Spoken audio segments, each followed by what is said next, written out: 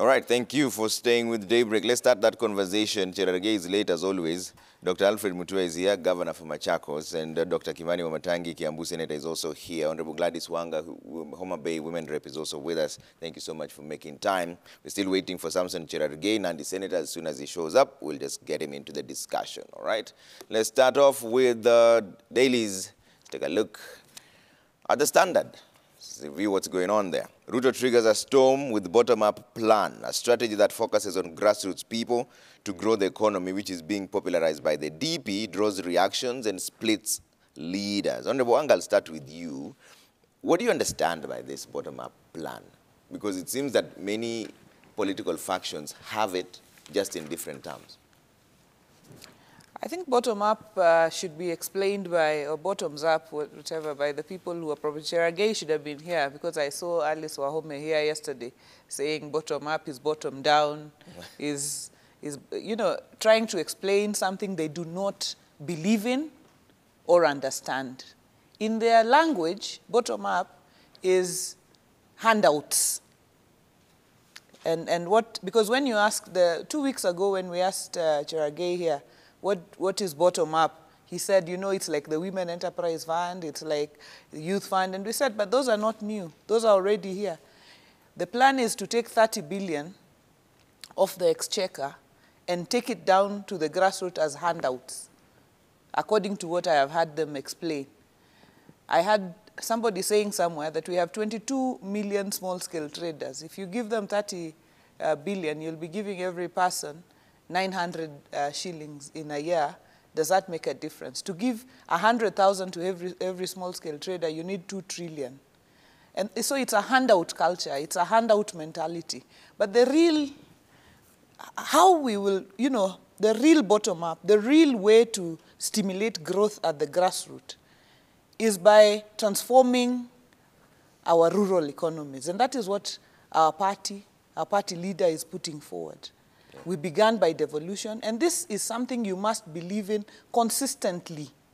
And this is what our party leader has done over the years. Yeah. When he was Minister for Energy, he started the Rural Electrification Program, which saw electricity going into our rural areas. When he was Minister for Roads, he started the 3 parastatals, the Kera, Kura, and Kenha, so that we could also give focus to rural roads and rural infrastructure. And if you stimulate growth at the grassroots, and then we fought for devolution. Yeah. You cannot say you support a bottom-up approach and oppose more money going to counties.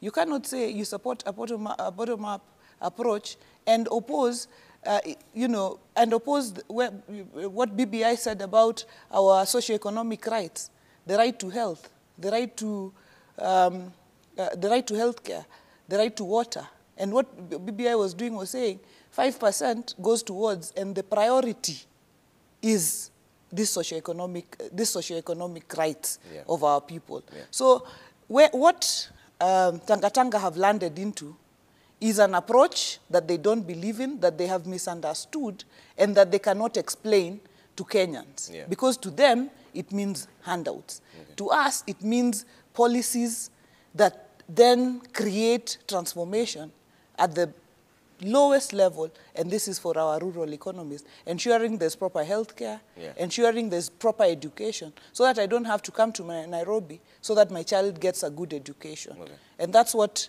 we see our country going towards. All right. Governor Mutua, you somehow figured this out, how to stimulate growth from the grassroots. How should it be?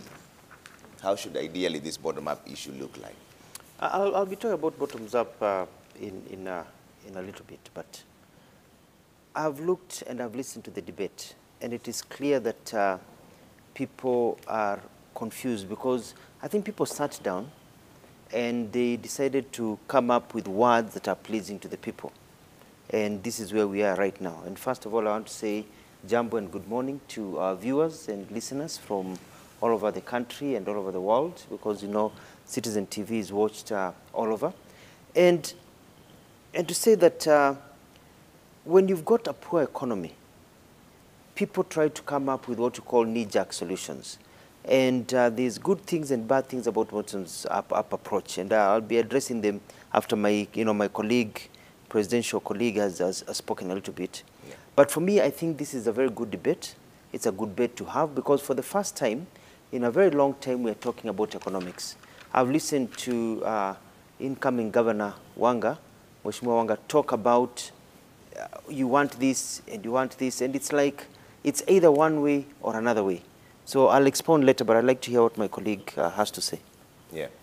Omatangi. Yes, As a running mate, this has been passed over to you. yes, sure.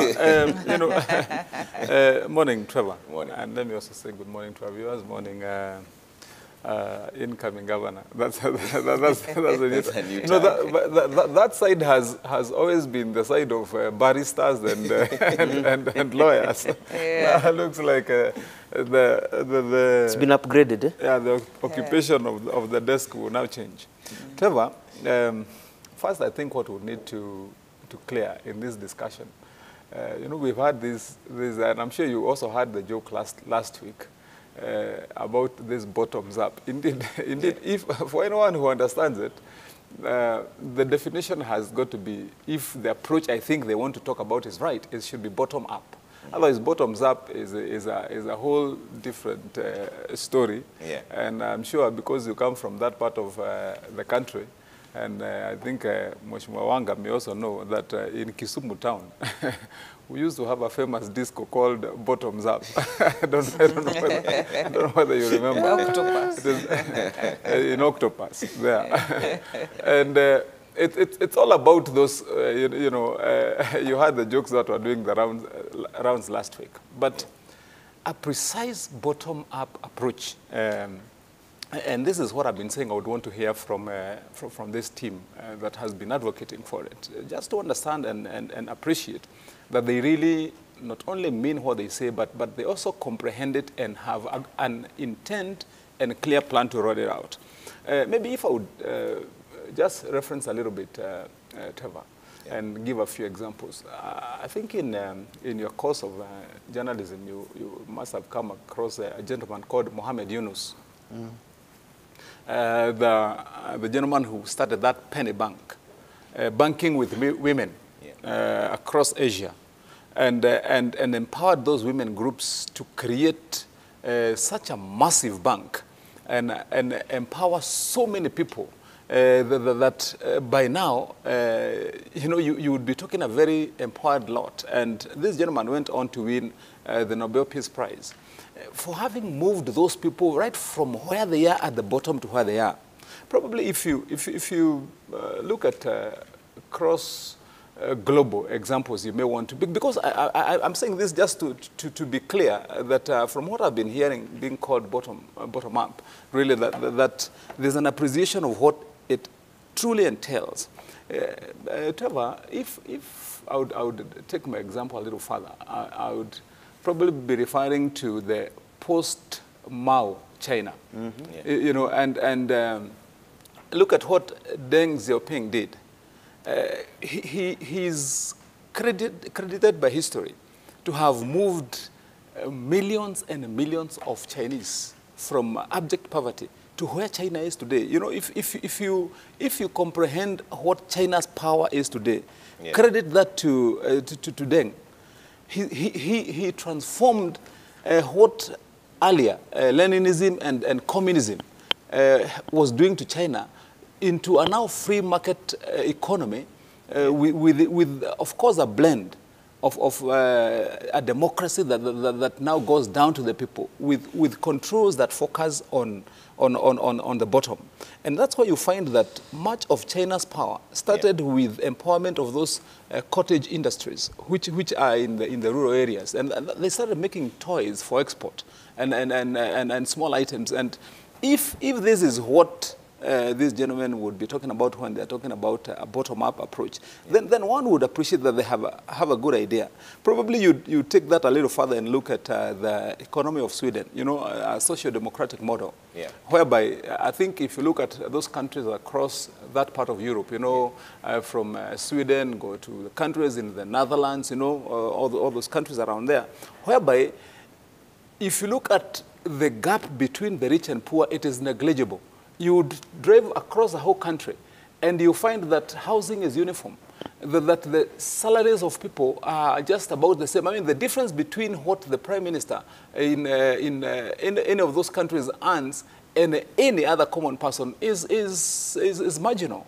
Look at, for example, like cases like also in Japan, whereby, you know, you find that that gap is so narrowed between those who have and those who don't have, such that then you can be talking about a true bottom-up approach whereby you raise the people at the bottom to get closer to those at the middle level, not necessarily targeting to bring those who are at the top down so that they can meet somewhere. Okay. I mean, it is really warming up the bottom, if you like, or the ground, such that then you have people moving upwards. But you know, because this is not an economics class, I don't want to over-expound on it, but what I would just want to say in brevity is this, that I believe the team that's propagating and advocating for this approach would need to do serious work in marketing to Kenyans and making us convinced that they have a true plan and it is not just populist politics. I mean, you saw what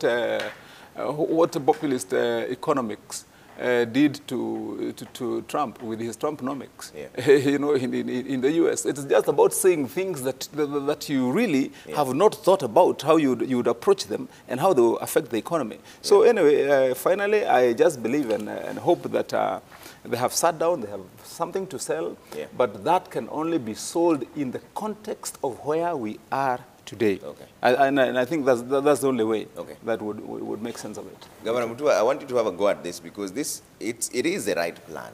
Just how to implement it is the question, because the idea here is to uplift the people who are at the grassroots. Well, I don't know. But ideally, how should it happen? I don't know whether you call it a right plan. You know, I've been listening to the people. There's a friend of mine called Michelle who used to, whenever we got into discussions, used to talk about people being confused, or what people from Donyanza would say, discombobulated, you know, wamechanganyikiwa. Because nobody seems to know, because slogans have been thrown around.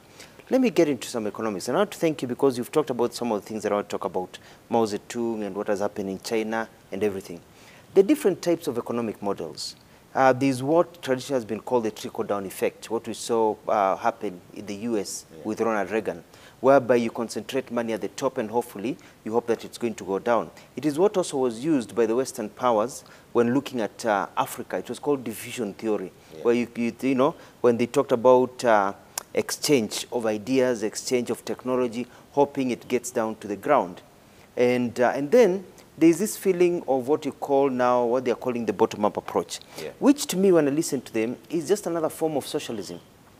Because if you listen to what Madam Wanga has talked about, and you look at what Nyerere used to talk about, you know, let's empower the grassroots.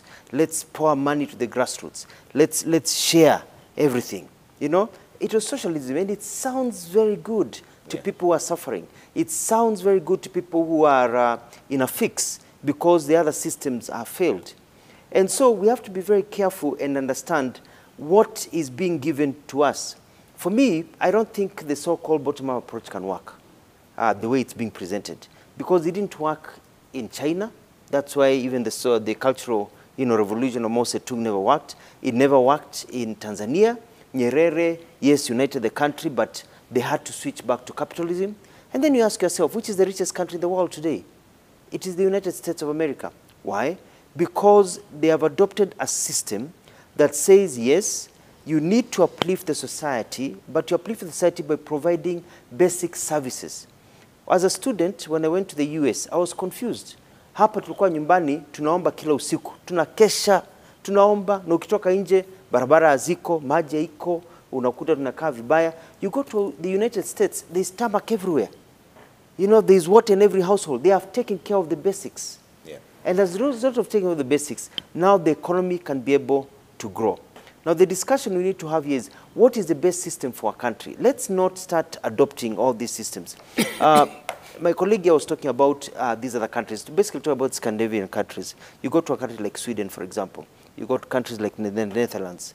They are able to live a comfortable life because they have taken care of the basics. When I became the governor of Machakos, I realized that one of the things that I needed to do was to ensure that my people have the basics taken care of.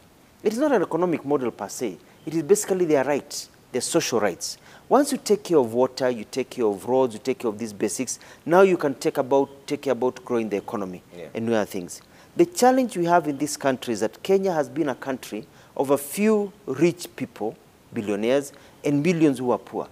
And the rich continue holding on to their money, and the poor continue struggling for the rich. And so it is very easy to go and tell people, sisi tutawaletea mali hapa chini, mtakuwa sawa kama wengine. But that doesn't grow the economy.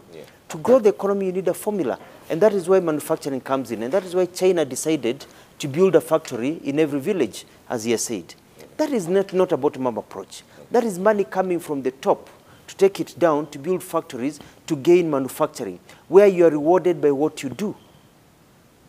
You are rewarded by what you do. Somebody said the other day that if you want to get more roses, you don't pray for roses. You go to the ground and plant more roses, and then you will harvest more roses. It has to be work in, work out. Otherwise, it will always be discombobulated, wondering what is going on, and then politics come in and help. But I feel that all this talk is confusing people. Myself and my colleague here as presidential candidates will come up with our own formula. But I don't want to talk about my formula because I have a solution to Kenya's economy. Because, Madam Wanga, I don't know you're aware that every time I give my own ideas, some other people copy. I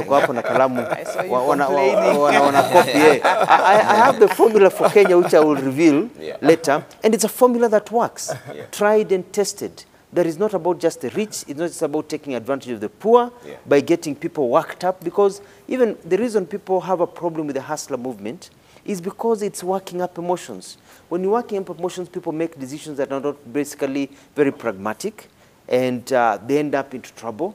When you don't have, and the hustler narrative is working because people are feeling disenfranchised. There's no money in the economy. There's a lot of bureaucracy. You can't access. People are poor. Young people have studied. They can't get jobs. So we have a solution for all those problems that I'll one day reveal. Then you can stop being discombobulated. You know, I think, Trevor, if you allow, I'll just to cement what my colleague is saying. I think the distinction has got to be precise on the difference between a welfare state. You know, because I think that's largely what the impression would look like, that you want to ensure that everybody is empowered by pumping and pampering them. And that's completely different from, you know, that bottom free market economy based growth. And once that's clear, and it's good to give everybody space to sell their ideas. If they sell their ideas and they are able to convince Kenyans that they have a plan, then we can criticize that plan and you know, put our ideas into it. But at this time, I believe the way it's been marketed, it really doesn't have content right now. Like I said, it still sounds like you know, populist economics, if you like, and I think they owe it to the public to tell us what they mean. All right, Honorable Wanga, from a finance perspective, and the reason why I'm asking this question is because the hearts of the people, whoever the leaders are, is in the right place. How then do you make sure that the people are empowered, so to speak? Because you've mentioned it yourself, that this youth fund exists, women enterprise fund, these things have always existed. How do you ensure that people somehow changes, the narrative now changes? Well, I think the reason that the bottom-up is sparking debate is because people have taken to catchphrases. So you take a catchphrase, but it's hollow, it's shallow, it's hollow. When you're asked to explain it, then you go back to the very things that are actually currently happening. And what Governor Mutua has said about providing basics at the very, you know, lowest level. And if you look at the Big Four agenda, for example, and if we were to, you know, push it forward with aggression, and I've seen that the president is in the UK and he's gotten some resources around the Big Four agenda, because we're talking about manufacturing and setting up industries. And 3 or 4 weeks ago when we were here, we were saying in the finance bill, we have said we're going to give incentives to people setting up industries outside of Nairobi so that we can spur up growth, you know, away from our major cities and urban areas. We want industries in, you know, Homa Bay.